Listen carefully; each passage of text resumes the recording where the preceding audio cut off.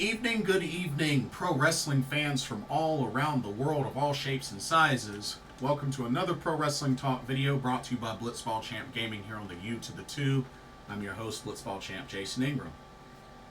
So, I wanted to get on here and do a quick little video, talk about a few things.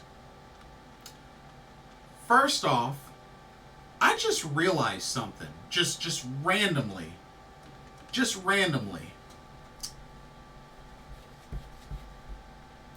Did y'all know that Stardom's Peach star, Momo Kogo, who is on her way to recovery and hopefully will be returning to the ring very soon,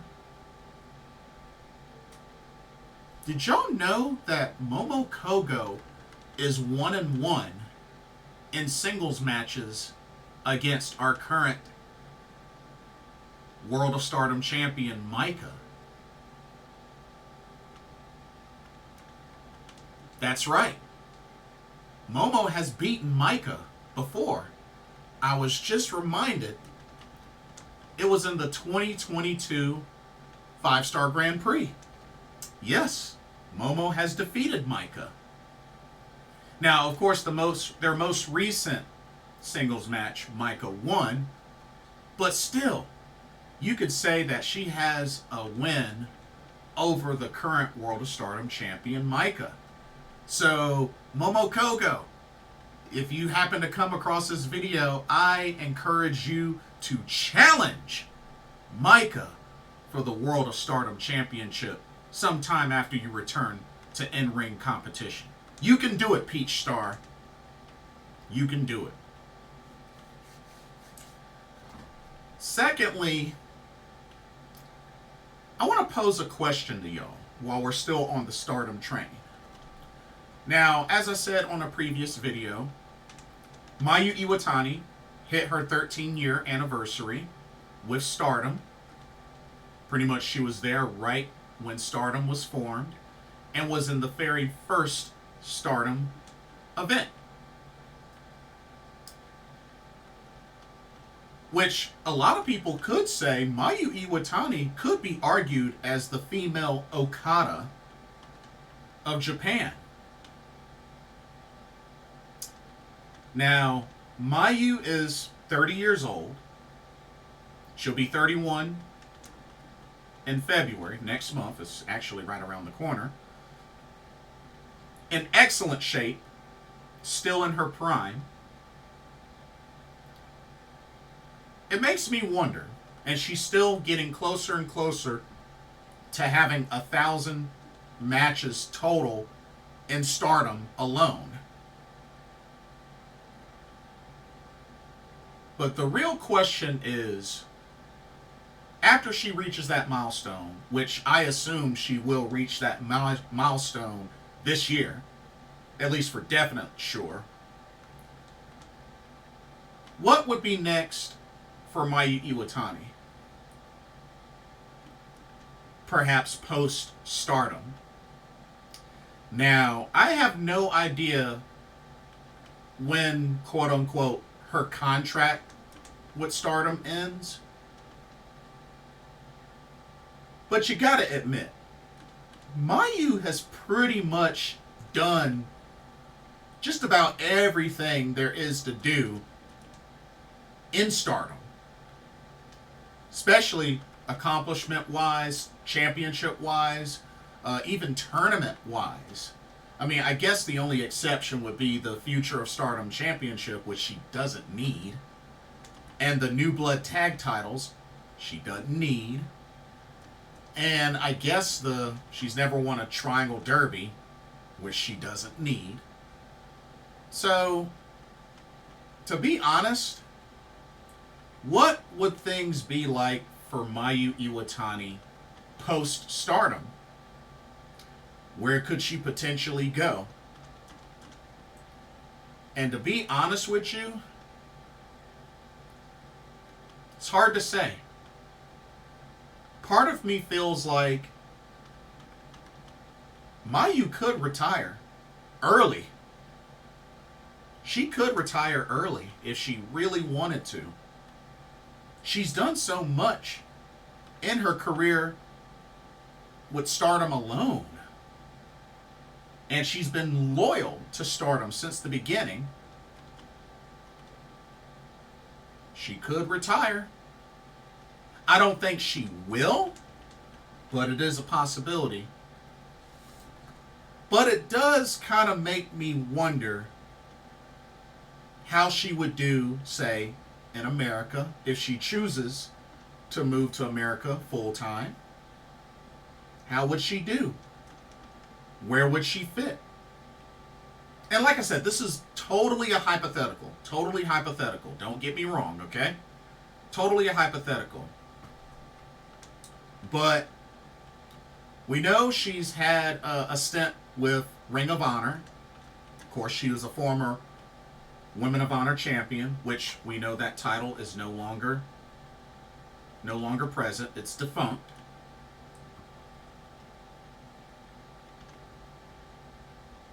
We know she's competed on NJPW Strong events. You know, she's defended the SWA Championship, and she's defended the IWGP Women's Championship, the title she currently holds.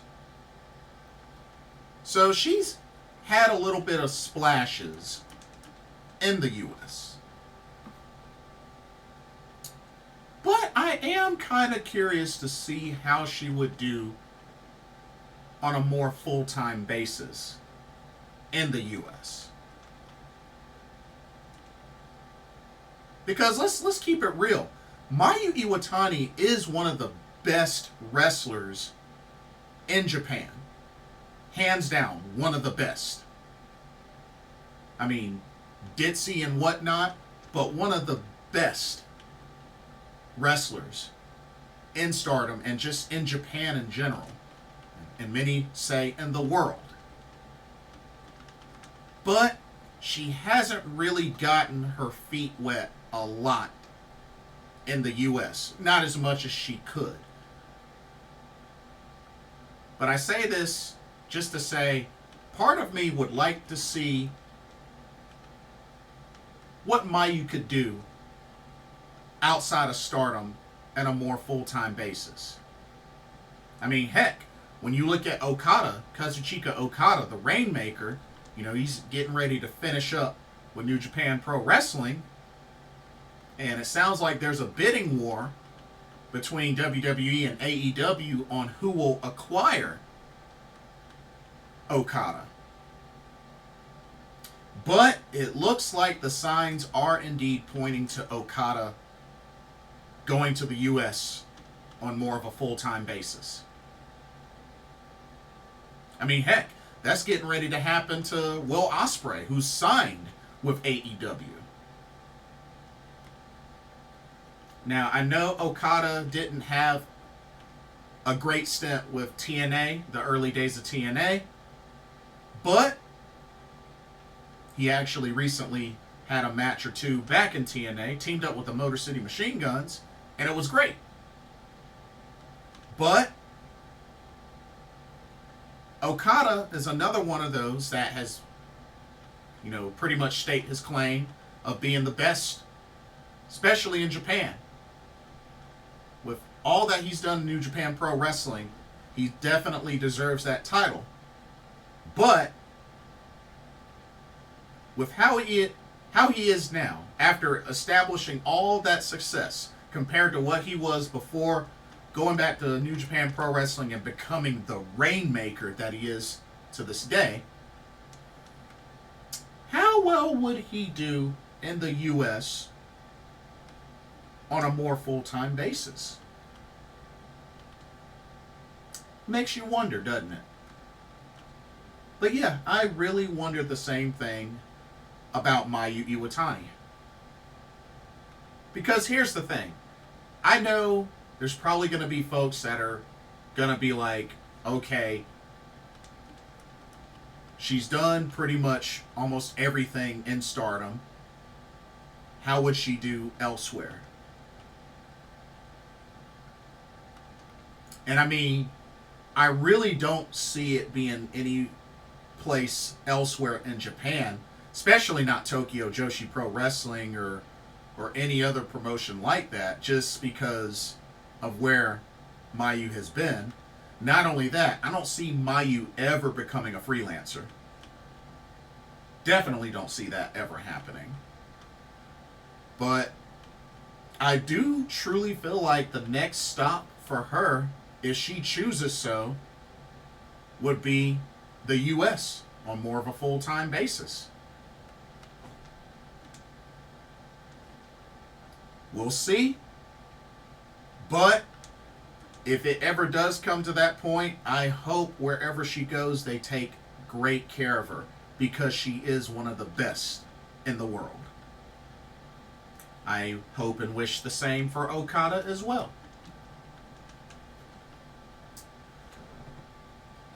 Now, I wanted to switch gears to one last thing. And it's unfortunate news, because I just started to hopefully get into this promotion, but a bombshell of an announcement was dropped just the other day. Ganbare Pro Wrestling will be leaving CyberFight and will become an independent wrestling promotion. Yeah. According to this article, says Ganbare Pro Wrestling will become independent from CyberFight at the end of March 2024. The final tournament will be held on March 28th at the UNO Park Outdoor Stage tournament in Tokyo. And then they will operate as a new independent company. So it will be its own independent promotion. It also says tickets for tournaments held after April 2024 will be sold directly on Ganbare's Pro Wrestling site. They're going to have their own wrestling site, and it will no longer be advanced registration for Wrestle Universe. They haven't announced any details yet, but they will launch a new website for Ganbare Pro Wrestling. Also, Shinichiro Tominaga will be joining the team on February 1st, which that's tomorrow, and will be an active member of two organizations with the CWP.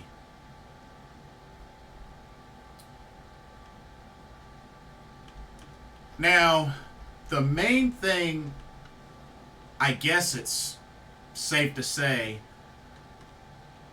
how long will Ganbare Pro Wrestling remain on Wrestle Universe? Now, I do remember seeing there was a post that say it will be on Wrestle Universe, I guess, until further notice, or until whatever sort of changes that they implement. But